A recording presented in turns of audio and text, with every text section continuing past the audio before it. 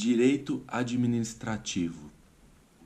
Contratos administrativos são ajustes entre a administração e um particular ou entre a administração e ela mesma. Os contratos administrativos são regidos por normas de direito público, mas quando houver omissão, pode-se valer supletivamente do direito privado. Características: ele é bilateral e cumulativo. Duas partes, envolve a manifestação de vontade de duas partes. É oneroso, pois gera e visa remuneração. É formal, em regra, escrito. São sempre formais e escritos. Permite-se verbal para compra de pequeno valor e pronto pagamento. O valor é de até aproximadamente R$4.000. Outra característica é o caráter personalíssimo. Quem deve executar é quem celebrou. Admite-se subcontratação parcial. Caso haja subcontratação total do objeto do contrato, ou mesmo uma subcontratação parcial que não esteja permitida no edital ou no contrato, a administração pode rescindir o contrato. Conforme o artigo 78 da lei, constitui motivo para rescisão do contrato a subcontratação total ou parcial do seu objeto, a associação do contratado com outrem, a cessão ou transferência total ou parcial, bem como a fusão, cisão ou incorporação não admitidas no edital e no contrato. Outra característica é que é um contrato de adesão. O administrado apenas adere. Falemos agora também desta característica que são as cláusulas exorbitantes. Prerrogativas, privilégios da administração pública, derivam da supremacia do interesse público sobre o privado. Valem, ainda que não escritas. Uma cláusula exorbitante é a possibilidade de solicitar rescisão, por razões de interesse público. Na concessão, isso se chama encampação, mas é possível em todos os contratos da administração solicitar a rescisão, porque é uma cláusula exorbitante. Não precisa anuência do particular para rescindir e nem autorização do Poder Judiciário. A rescisão unilateral ou administrativa é uma das cláusulas exorbitantes a favor da administração que permite a rescisão de ofício, depois de justificação plausível e de garantia da ampla defesa, podendo ocorrer com ou sem culpa da contratada.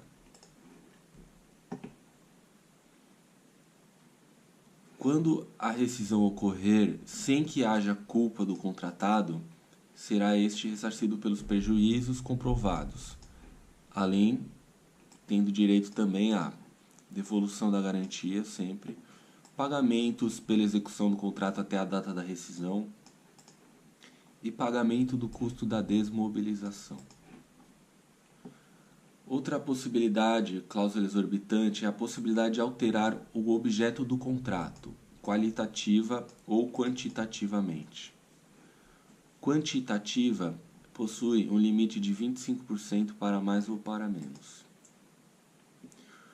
Os contratos administrativos podem ser alterados unilateralmente, no percentual regra de 25%, de acréscimos ou supressões. Porém, esta alteração só pode incidir sob cláusulas regulamentares ou de serviços.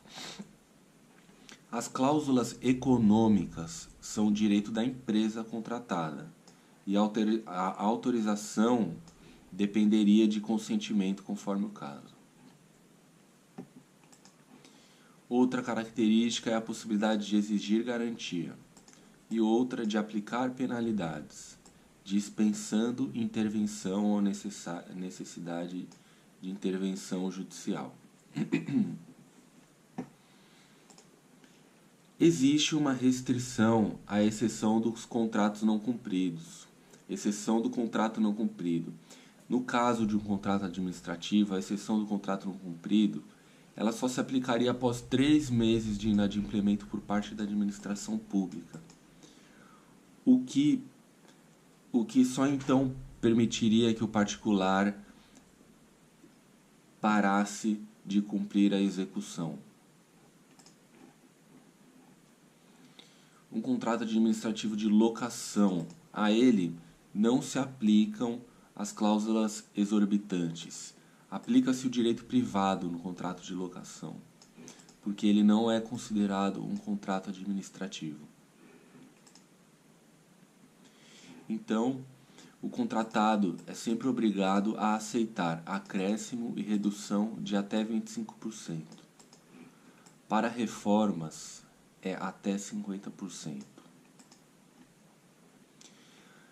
A inexecução total, parcial ou intempestiva do contrato administrativo por parte do contratado dá lugar à imposição de sanções pela administração pública. São previstas na legislação vigente, exemplificativamente, as seguintes penalidades: advertência, multa, suspensão temporária de participação em licitação, impedimento de contratar com a administração pública e declaração de inidoneidade para licitar ou contratar com a administração pública. Todas as penalidades contidas na Lei de Licitações são aplicáveis integralmente à PPP. Inclusive, no caso de PPP, previu-se a possibilidade de a administração também ser penalizada. Então, a administração pode aplicar penalidades. Todas as penalidades são aplicáveis à PPP, inclusive na PPP tem a possibilidade de a administração também ser penalizada. A competência para a declaração de inidoneidade, que é a mais grave das sanções, é exclusiva dos ministros de estados e secretários estaduais, distritais e municipais. Falando sobre garantias, elas não são obrigatórias. A administração pode exigir garantias, mas elas não são. Devem constar em edital. São 4 modalidades, quando houver exigência: seguro-garantia, caução em dinheiro, caução em títulos da dívida pública, fiança bancária. Passemos agora à análise das espécies de contratos. Contrato de obra pública, contrato de fornecimento, contrato de prestação de serviço, contrato de concessão. Esses são os 4 tipos de contratos. Contrato de obra pública, então, tem como finalidade construção, reforma, fabricação, recuperação, ampliação de um bem público, contrato de obra pública, podendo ser por tarefa ou empreitada. Esse é o contrato 1. Contrato de fornecimento é aquele que objetiva-se a aquisição de bens móveis para que a administração pública possa realizar serviços de diversas naturezas. Há, neste caso, aquisição, por exemplo, de materiais de escritório, fornecimento de limpeza, fornecimento de alimentos e outros. Pode ser fornecimento integral, fornecimento parcelado e fornecimento contínuo. Outro contrato é o contrato de prestação de serviço. Ele objetiva uma prestação de serviço para o atendimento das necessidades da administração. Trabalhos de limpeza, transporte, serviços intelectuais e artísticos. Agora, o contrato de concessão, que é um dos principais e possui dentro dele várias modalidades de contrato de concessão. Iniciando o contrato de concessão, temos concessão de serviço público, que é o mais importante. O Estado, chamado poder concedente, transfere à pessoa jurídica privada a prestação de serviço público. Ocorre delegação mas continua a titularidade do Estado. A empresa se chama concessionária e presta por conta e risco, sempre por prazo determinado e depende de lei específica para ser celebrado. Então, para celebrar-se concessão de serviço público, depende de lei específica para ser celebrado. Prescinde de licitação por concorrência. Os exemplos: concessão de rodovias, transporte aéreo, TAM, GOL, telefonia fixa e rádios e TVs. A responsabilidade da concessão de serviço público é sempre da concessionária, tanto para o usuário ou terceiro. O usuário não pode entrar com ação contra o Estado, pois há uma responsabilidade direta na frente do Estado e objetiva, independentemente de culpa. O Estado responde subsidiariamente apenas se acabar patrimônio da concessionária. Aqui, como também no pregão, inverte-se as fases da concorrência, avaliando-se primeiro as propostas e depois os documentos. No geral, não se admite utilização de arbitragem, mas a Lei das Concessões de Serviços Públicos e PPP permite o uso de arbitragem. Nos outros não pode.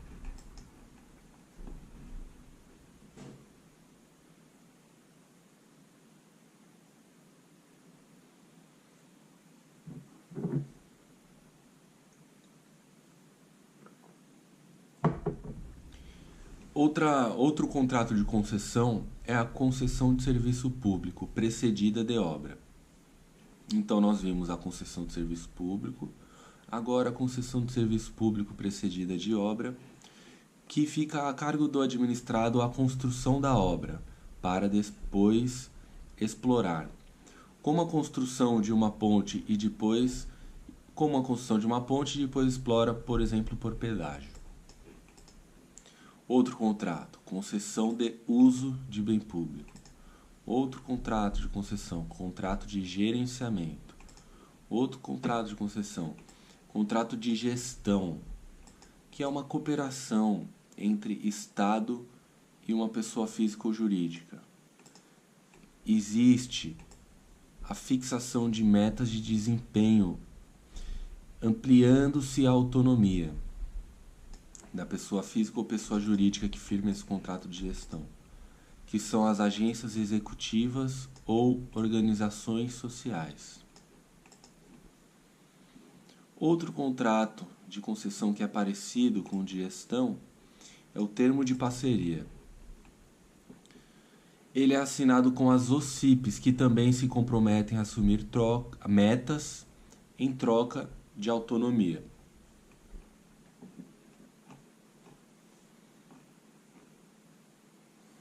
Outra modalidade de contrato de concessão é a permissão de serviço público.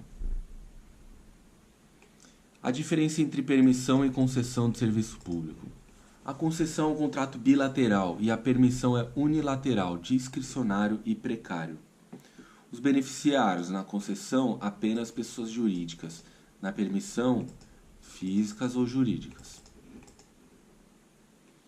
Prazo na concessão é determinado e permissão prazo indeterminado. Licitação na concessão é concorrência, na permissão qualquer modalidade. Concessão depende de lei, conforme foi falado, e permissão apenas autorização. Então, vista aqui a permissão de serviço público, continuando aqui no contrato de concessão, temos a PPP, que é a parceria público-privada. Distribuição objetiva de riscos. A divisão de riscos entre o parceiro público, que é o Estado, que é chamado de parceiro público, e o parceiro privado, que é o concessionário. O Estado se responsabiliza por parte. A duração mínima é de 5 anos. Todos os contratos devem ter o prazo certo, mas a PPP é a única com prazo mínimo. O objeto não pode ser inferior a 20 milhões de reais. A gestão fica a cargo da PJ criada para essa finalidade. É uma sociedade de propósito específico. Ela não pode ter a maioria do capital votante na mão do Estado, e sim dos privados. Então tem dois tipos, PPP-1 e PPP-2. Concessão administrativa. A administração é a principal usuária do serviço. Concessão patrocinada. Existe, além da remuneração do usuário, pagamento ao Estado, ao parceiro privado, patrocínio ou subsídio.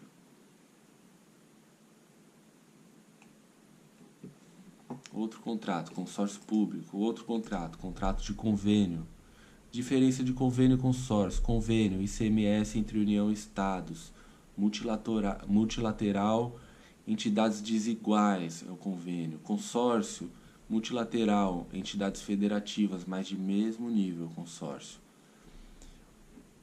Ou entre municípios, somente, consórcio, ou entre estados, somente, diferentemente do convênio. Entidades iguais. Há um novo consórcio. Características especiais entre entidades federativas desiguais. Criam uma nova PJ. Responsabilidade das entidades federativas é subsidiário, ou seja, o consórcio responde seu nome e na sua insolvência a responsabilidade das entidades. Os três últimos contratos aqui. Contrato de credenciamento, contrato de trabalho artístico, contrato de empréstimo público.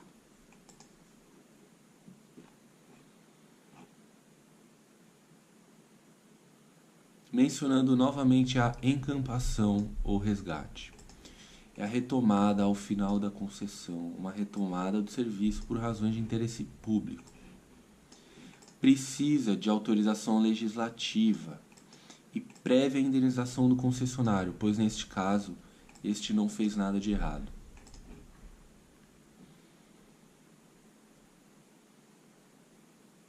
O equilíbrio econômico-financeiro do contrato é um direito subjetivo do contratado, porém não lhe cabe definir unilateralmente o mecanismo para recomposição. A recomposição é viabilizada pela administração. Não confundir equilíbrio econômico-financeiro com reajuste contratual. O primeiro se dá por fatos imprevisíveis, como o aumento de impostos. O segundo é previsto contratualmente, servindo apenas para atualização dos valores contratuais.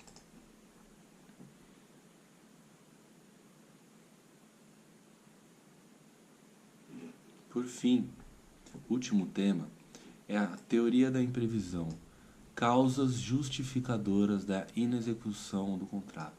O que justificaria a inexecução do contrato? 3 hipóteses. Caso fortuito e força maior é a primeira, ou seja, situações imprevisíveis e inevitáveis. A segunda, fato do príncipe. Príncipe é lembrar que é o Estado de modo geral. Quando uma norma geral com relação indireta surge e impacta o contrato, demandando rescisão ou revisão. Já o fato de administração é algo específico da administração agindo sobre aquele contrato, gerando uma paralisação ou rescindindo.